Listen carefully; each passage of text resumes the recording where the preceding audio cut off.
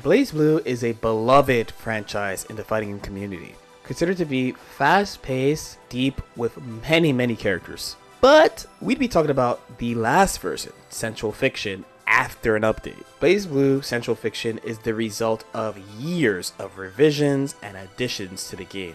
And you know, everyone had to start somewhere.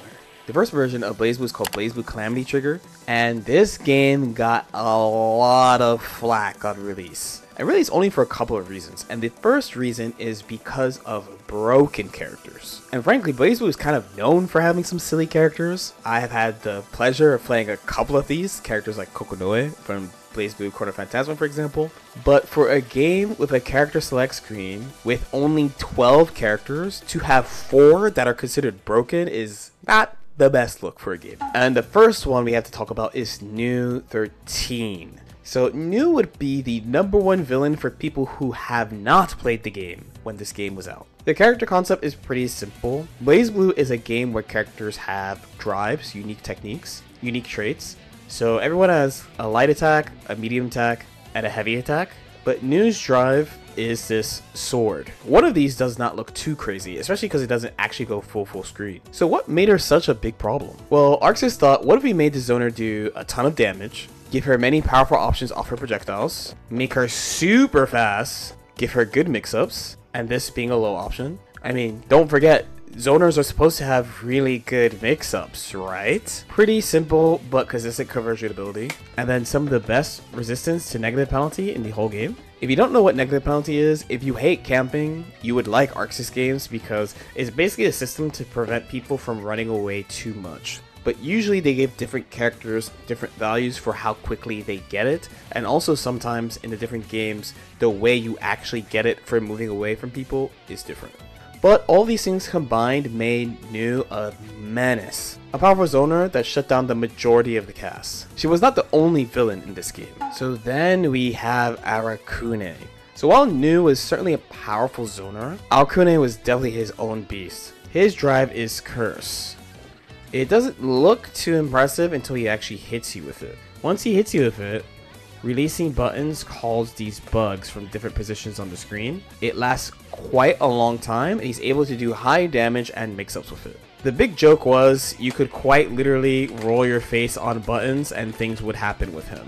And this was very difficult to actually deal with. At high level, not only do you have powerful mix-ups and the bugs, but he's also very slippery. While his air dash looks kind of bad because it's very floaty, using barrier would change the momentum. So when he normally swings up, he will fall down fast. His damage in this game is actually kind of on the low side for him. There are some versions of the game where he legit does 10,000 damage, so almost an entire life bar off a single mix-up. The big thing for him in this version is how easy it is to apply Curse. Normally you have a meter to fill up, but in this version of Blazblue, you quite literally have to just hit them with a Curse move and they're instantly cursed. And then last, finally, he has this cursed move, so this is a jab, this is a 2A low, and this is what we call an aerial low. Good luck! So at this point, it's probably pretty clear that zoning and screen control is pretty strong in BBCT. So this naturally leads us to the third villain of the game. So this is Rachel Alucard, a goth lowly vampire who sits on a beanbag that's also a cat. So unlike the previous two characters, I actually find her drive to be quite interesting, and her character concept, as in how she fights you, is incredibly interesting as a fighting game player. So unlike the previous two characters, her drive does nothing. It simply blows wind a direction depending on what input you press. I mean this quite literally. Up forward, and up back, and down forward, all blow the wind different directions. The only one that doesn't quite do anything, technically, is 5D, like neutral D, which just blows the wind forward. Now, I said this doesn't do anything, but obviously based off this jump, it does a lot. It changes where she goes, it changes where the opponent goes, and most importantly, it affects her projectiles. So for starters, this is her course of forward aim. If I use wind, I can make it go full screen, or I can make it go up, or I can make it go straight up and slow, or I can make it kind of go backwards. I don't know why you'd want to do that. She has another projectile that's kind of a slow moving mine. It's a frog. It kind of just hops around, and when it gets close to something, it activates. Another big one is this pumpkin move that is so broken that she does not have this move anymore. So it quite literally does not do anything, to the point where it doesn't even have a hitbox or hurtbox or anything. However, with wind, you could use it as a projectile 3 times. For my Street Fighter 6 players, the usage of this should be quite clear, no? Yes, you can run behind a projectile that you can't really do anything about, and then she's just doing pressure to you. Projectiles are cool, but you might remember that, you know, she moves also, right? So, my dear gamer, this is J2C. So I showed you an aerial low earlier. This is not an aerial low, it is an aerial high. We're very used to this. What if I told you off any jump cancel normal, you could just do a fast overhead? What if you could do an overhead off another overhead? Her offense was incredibly powerful in this version. Wind even opened up unusual techniques. So for example, the wind backdash. What you might be thinking of is something like this. And that's pretty logical. Instead of doing your normal floaty backdash, you backdash with the D button and go a little bit further. This can also be applied to air dash back and air dash forward. But what if we used a backdash moving forward? You get something that looks like this. I'm using a low total duration move to be fair, but just to show that she could advance with backdash. This is actually a pretty popular technique on Wake Up. If she does manage to jump out the corner with wind, she can just kind of fly out by using the wind. And this puts her back at her best range. To zone, at least. So she ends up being really flexible, being able to control the screen from anywhere, and having amazing offense point blank. So the characters I just talked about are generally considered to be like the top tier god characters, whatever. The next character I'm going to talk about is not usually considered to be the best character, but I think he's the best character. And this is Clover. So on launch, he was considered to be really, really bad. But something happened, and people found out this move. So his drive is he controls his puppet. He has, depends on how you think of it, maybe more control than Zato, maybe not, depends on, again, how you look at puppet characters. But you are doing a lot of active movement with the puppet, and she's not that mobile, but she's also very present on screen. She's a lot bigger, it's a big old robot. When you release the D button plus a direction, she does a move. Out of all her moves, the most important one is this one, because this is what makes him a god character. Because of this move, and 4 things about this game system, he is, in my opinion, kind of broken, best character.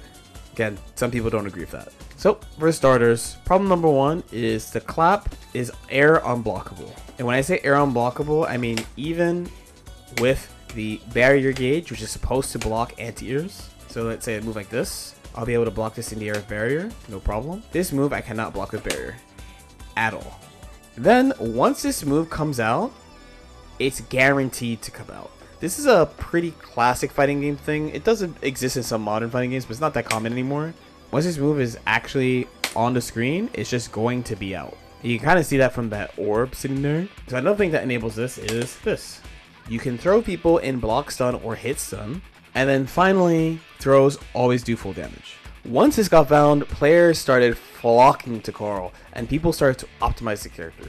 He has a slew of other powerful techniques and random advantages. Like, he's really small, so he's just hard to combo.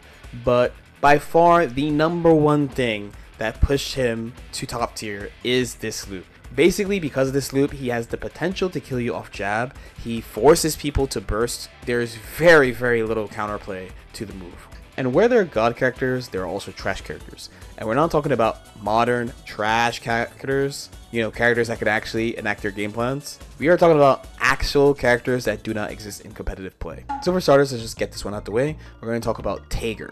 The concept behind him is that usually grapplers struggle to get in. So why not make a grappler that pulls you in with the power of science? Dustloop's description here is quite fitting to describe how bad he is. He's a grappler that pulls you towards him so he can lose faster. Whoopsie.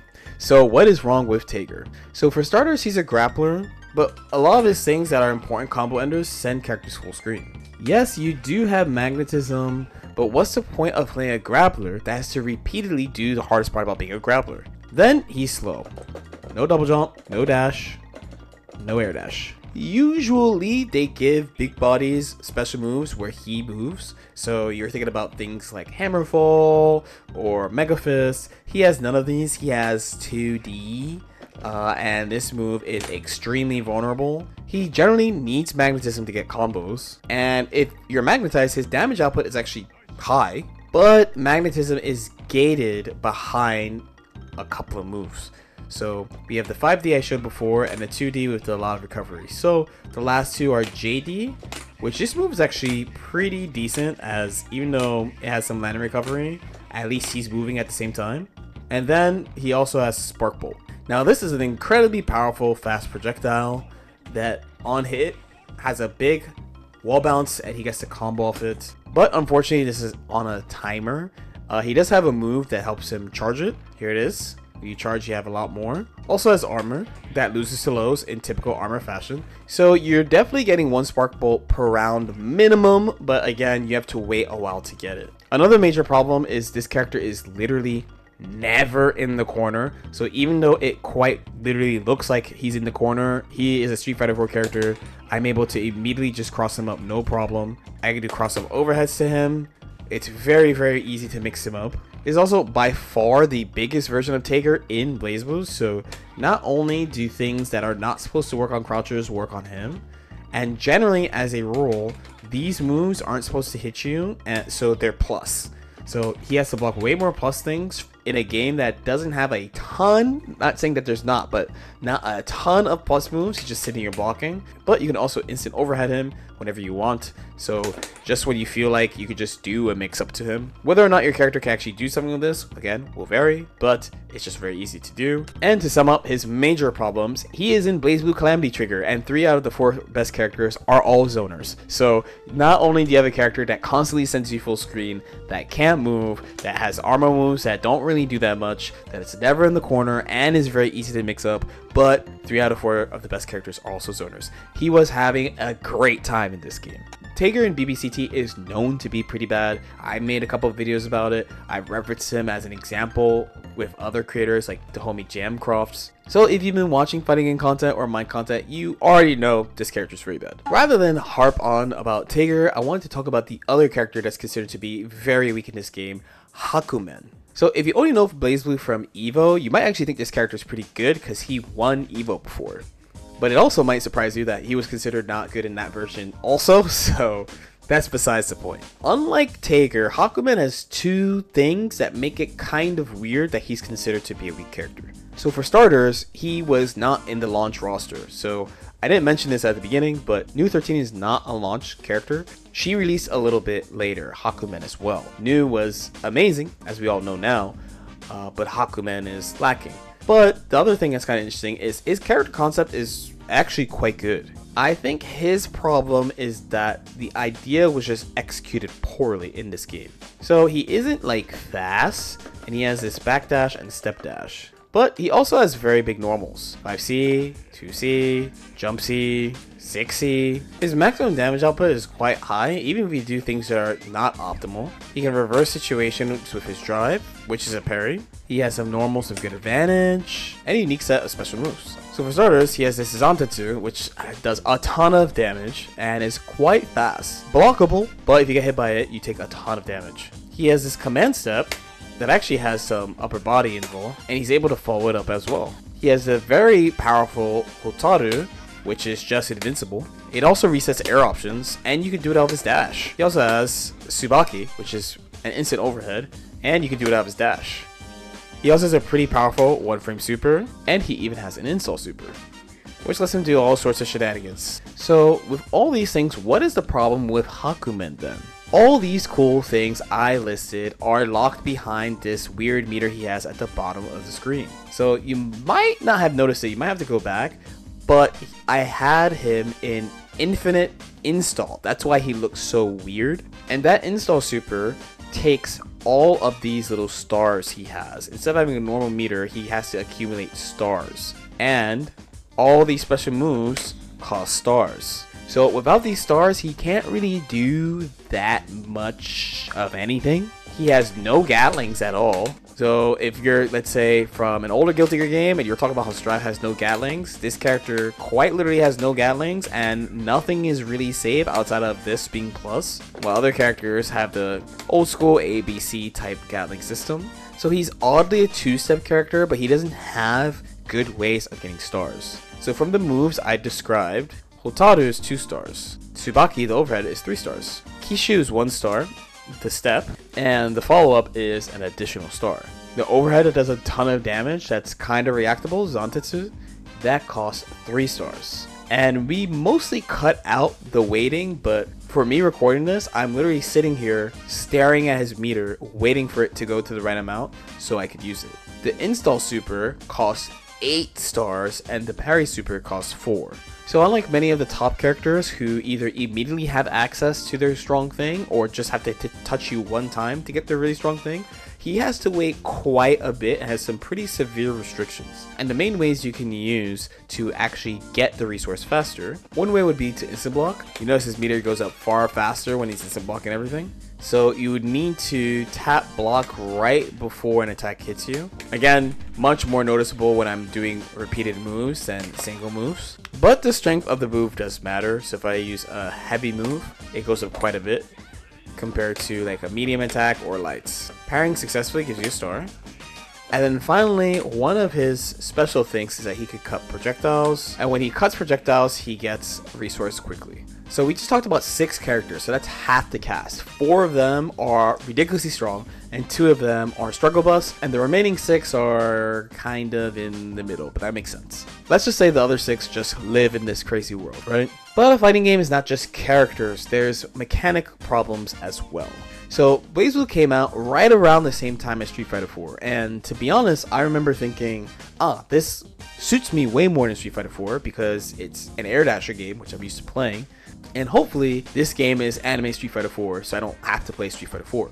And they had the same mission. There was a lot of talk about making fighting games more accessible, easier to get into, all the stuff that you've probably heard at some point with some new game that you might have played. So problem number 1 came from the knockdown system. So despite this game being for new players, it has a lot of weird systems that aren't really in any other fighting game, and a bunch of them they tried in BPCT. So the first one would be the knockdown system. So when you knock people down in Blazblue, it's not like a normal fighting game where you just get up. You can actually control how you get up. So you can either attack in place, you can roll forward, or you can roll backwards. You can also choose to kind of just lie there. And Arxis kind of anticipated forward rolling being really strong. So forward rolls actually have far less invincibility than back rolls. So to be honest, at a glance, there's nothing wrong with this.